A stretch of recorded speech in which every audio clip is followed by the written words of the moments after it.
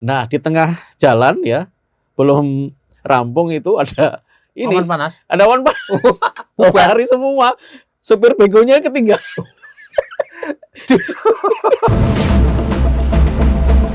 Assalamualaikum warahmatullahi wabarakatuh. Salam damai sejahtera untuk kita semua. Halo Bolo, Sobat Vulkan Vlog dan pemirsa dimanapun Anda berada. Saya sekarang berada di studio mini baru.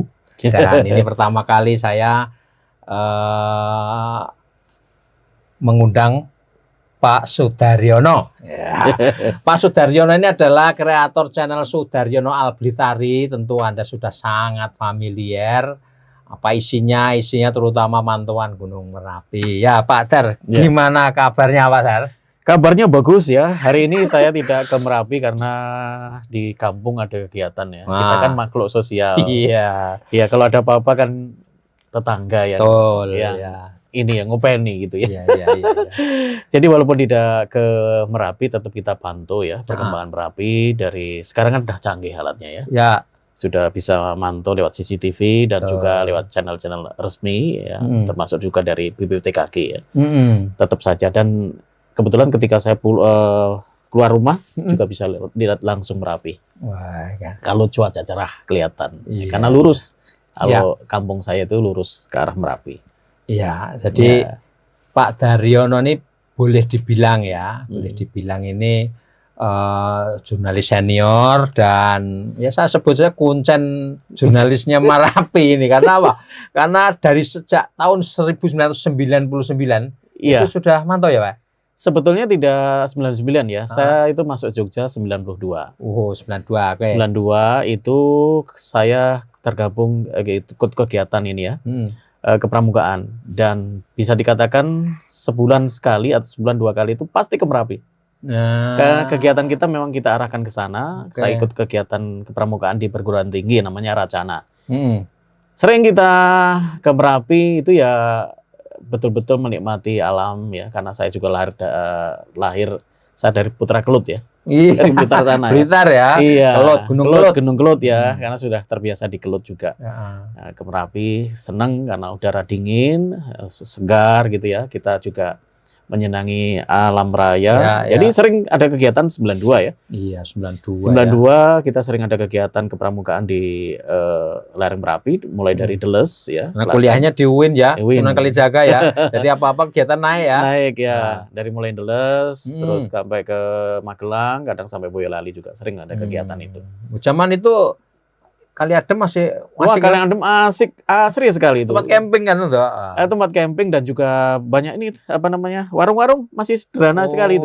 Masih sederhana sekali, dan tengah kosong biasa untuk api unggun itu ya. Terus kita biasa cari air di ada namanya pipa bocor itu ya. Ada pipa bocor ya.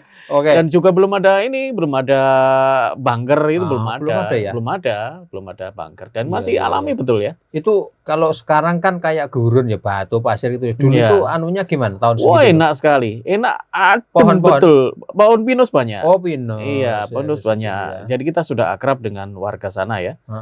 Warga sana sering ada kegiatan, dan kita sebagai orang Jawa pasti kulon nuwun dulu. Iya. Pasti kulon nuwun dulu ketika ada kegiatan itu.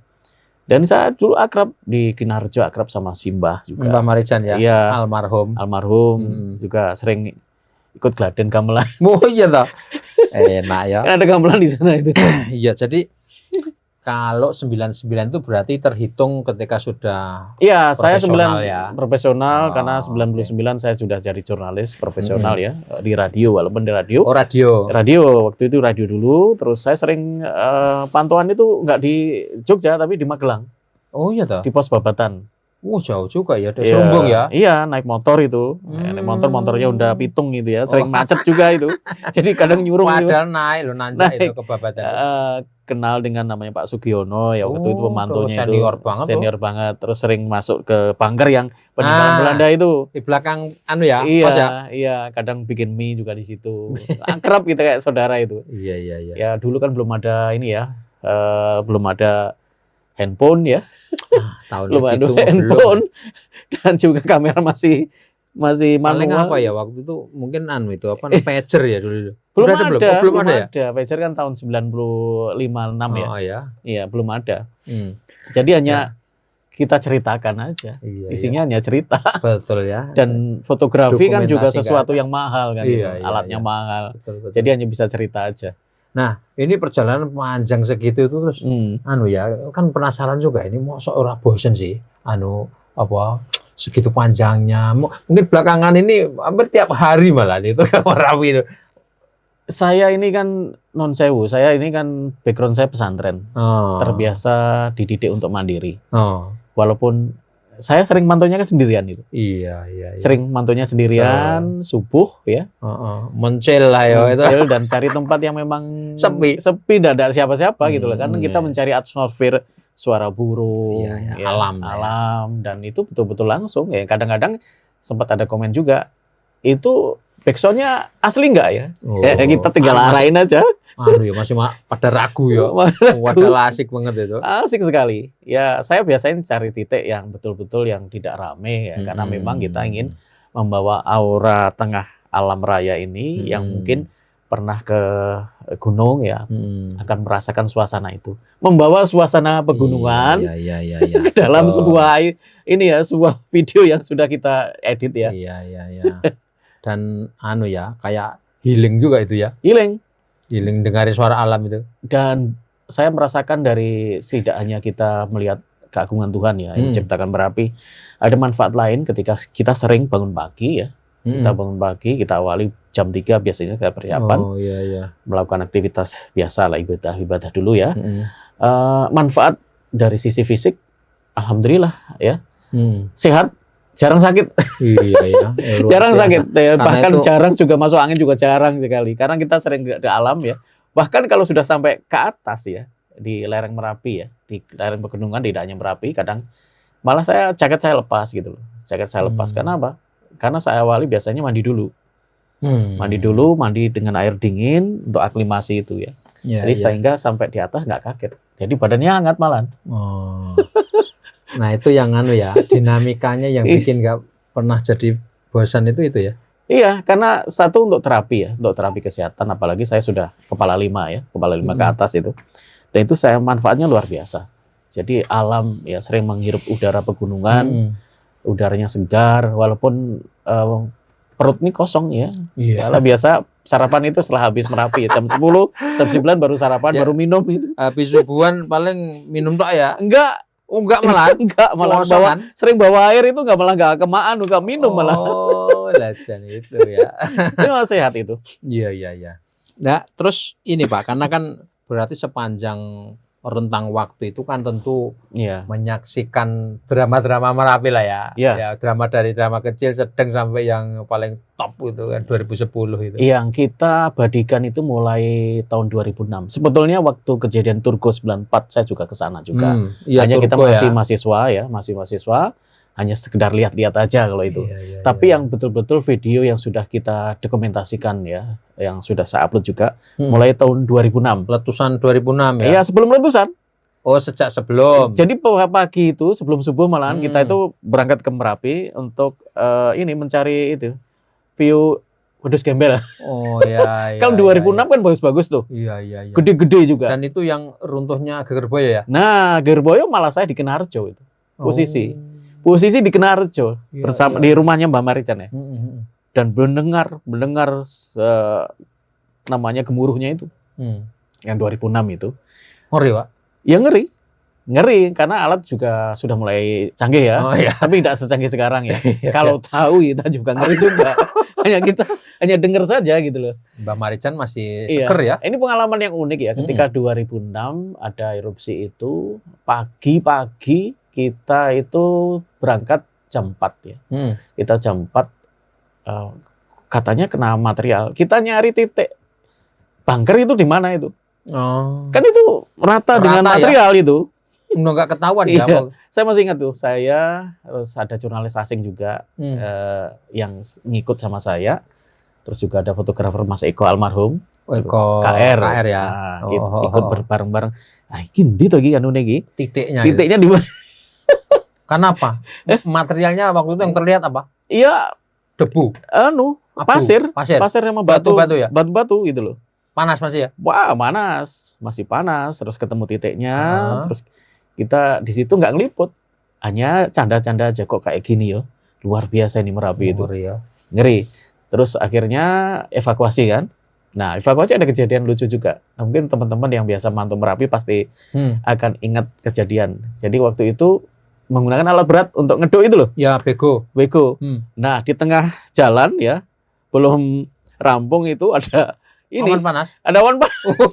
Lari semua. Supir begonya ketinggalan. Jadi begonya itu. Iya. Buset. Dan dia nggak tahu terkait dengan Merapi itu kayak apa namanya, erupsi kayak apa itu. Takut tuh. Akhirnya sempat mogok itu. Ngarah langsung ke itu ya, Kali Gendol itu ya? Iya, ada awan panas. Akhirnya sempat dirayu untuk bisa ngoperasikan alat berat itu.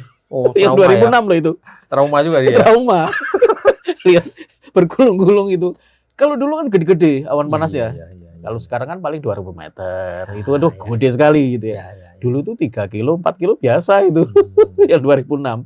Dan gerumbul-gerumbul. Iya, kalau dari sinematografi bagus itu. Karena sering kejadian sore, pagi. Oh, jadi pas visual. Siang, visualnya bagus banget itu yang 2006 itu. Ya, saya mengabadikan beberapa kali ya awan panas yang gede-gede itu. Nanti bisa dilihat di akun saya ya. Channelnya Pak Sudaryono Albertari ya. Iya. Dan juga pengalaman yang tidak saya lupakan adalah erupsi 2010. Di mana saya waktu itu diajak ya salah satu tim medis untuk naik ke atas di saat teman-teman jurnalis lain nggak ada gitu loh. Nah, itu anugerah buat saya karena saya orang datangnya telat malah dapat berkah itu, naik ke sana yang Oktober ya, 2010 Oktober. Ya. Waktu tanggal Simbah 26 nggak ada itu ya. 26 Oktober. Jadi saya bersama dengan teman-teman dari Polda ya, dari Polda naik gaji dulu. Itu kan jalannya pohon-pohon bertumbangan ya. Nah, sampai sana ke Pelemsari itu ada kita ngevakuasi ya korban-korban itu yang di Pelemsari itu cukup banyak. Terus yang di tempatnya Mbah Marijan itu kita masih menyaksikan api berkobar itu. Iya. Api berkobar dan ya kita juga ikut mengevakuasi.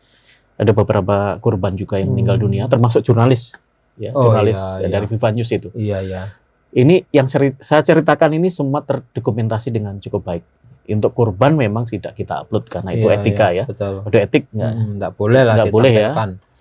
Dan termasuk juga yang relawan, yang mobil Afifi itu, ya kita juga ikut. Yang sekarang kalau Anda ikut lavator pasti akan ngelihat mobil korban letusan itu di petilasnya Mbah Marijan ya. Itu video betul-betul yang sangat eksklusif, tidak ada kamera lain itu. Waktu itu ya. Iya. Malam itu kan. Masuknya malam, habis maghrib. Habis maghrib Saya ke sana itu. Langsung itu ya. Dan yang menarik lagi, saya membawa, saya ikut ambulan kan, ambulan dari Panti Nugroho itu, membawa satu korban yang sudah meninggal dunia ke Sarjito. Jadi saya itu pulang dari Kina ke Sarjito atau mampir membawa satu jenazah. Mampir ke Panti Nugroho enggak? Enggak, malah bukan Panti Nugroho, tapi ini enggak diterima di itu Lalu Jiwo. Yang Gracia sempat dijadikan terus, nggak diterima karena itu untuk dipusatkan di Sarjito ya, di forensik itu. Dan yang menarik, saya pulangnya juga naik ambulan itu. Nanti bisa disaksikan di akun saya. Iya. Saya menemani jenazah.